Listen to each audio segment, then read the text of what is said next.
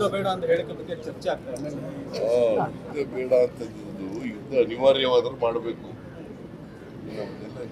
ಅವ್ರಿಗೂ ಬುದ್ಧಿ ಇಲ್ಲ. ಅನಿವಾರ್ಯ ಆದ್ರೆ ಮಾತ್ರ ಮಾಡಬೇಕು. ಯುದ್ಧದಿಂದ ಪರಿಹಾರ ಆಗೋದಿಲ್ಲ. ಯುದ್ಧ ಅನಿವಾರ್ಯ ಆದ್ರೆ ಮಾಡಬೇಕಾಗ್ತದೆ.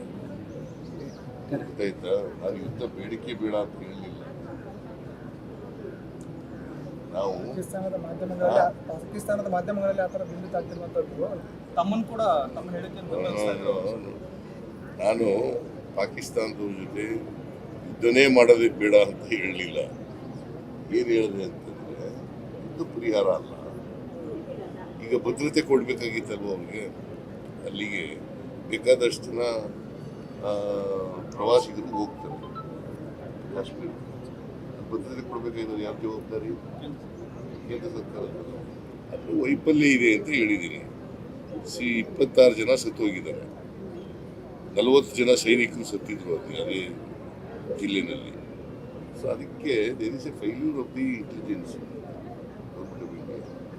ಗೌರ್ಮೆಂಟ್ ಆಫ್ ಇಂಡಿಯಾದವರು ಸೆಕ್ಯೂರಿಟಿನ ಸರಿಯಾದ ರೀತಿಯಲ್ಲಿ ಕೊಟ್ಟಿರಲಿಲ್ಲ ಅಂತ ಹೇಳಿದ್ದೀನಿ. ಯುದ್ಧ ಅನಿವಾರ್ಯ ಆದರೆ ಮಾಡಬೇಕು, ಮಾಡಲೇಬಾರದು ಅಂತೇನಿಲ್ಲ.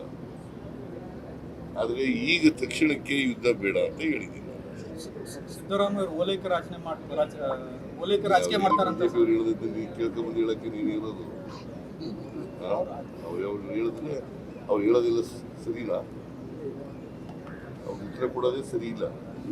ಯುದ್ಧ ಬೇಡ ಅಂತ ಹೇಳಿಕೆ ಬಗ್ಗೆ ಚರ್ಚೆ ಆಗ್ತಾ ಇದೆ. ಯುದ್ಧ ಬೇಡ ಅಂತಂದಿದ್ದು ಯುದ್ಧ ಅನಿವಾರ್ಯವಾದರೂ ಮಾಡಬೇಕು. ಅವ್ರಿಗೂ ಬುದ್ಧಿ ಇಲ್ಲ. ಅನಿವಾರ್ಯ ಆದ್ರೆ ಮಾತ್ರ ಮಾಡಬೇಕು.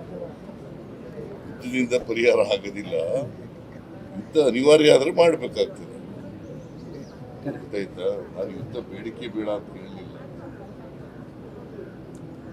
ನಾವು ಪಾಕಿಸ್ತಾನದ ಮಾಧ್ಯಮಗಳಲ್ಲಿ ಆತರ ಬಿಂಬಿತ ಆಗ್ತಿರುವಂತದ್ದು ತಮ್ಮನ್ನು ಕೂಡ ತಮ್ಮ ಹೇಳಿಕೆ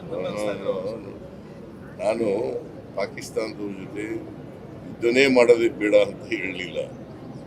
ಏನು ಹೇಳಿದೆ ಅಂತಂದ್ರೆ ಯುದ್ಧ ಪರಿಹಾರ ಅಲ್ಲ. ಈಗ ಭದ್ರತೆ ಕೊಡ್ಬೇಕಾಗಿತ್ತಲ್ವ ಅವ್ರಿಗೆ.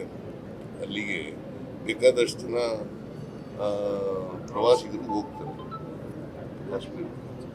ಭದ್ರತೆ ಕೊಡಬೇಕಾಗಿರೋದು ಯಾರು ಜವಾಬ್ದಾರಿ? ಕೇಂದ್ರ ಸರ್ಕಾರ. ಅದು ವೈಫಲ್ಯ ಇದೆ ಅಂತ ಹೇಳಿದ್ದೀನಿ. 26 ಜನ ಸತ್ತೋಗಿದ್ದಾರೆ. 40 ಜನ ಸೈನಿಕರು ಸತ್ತಿದ್ರು ಅದೇ ಜಿಲ್ಲೆನಲ್ಲಿ.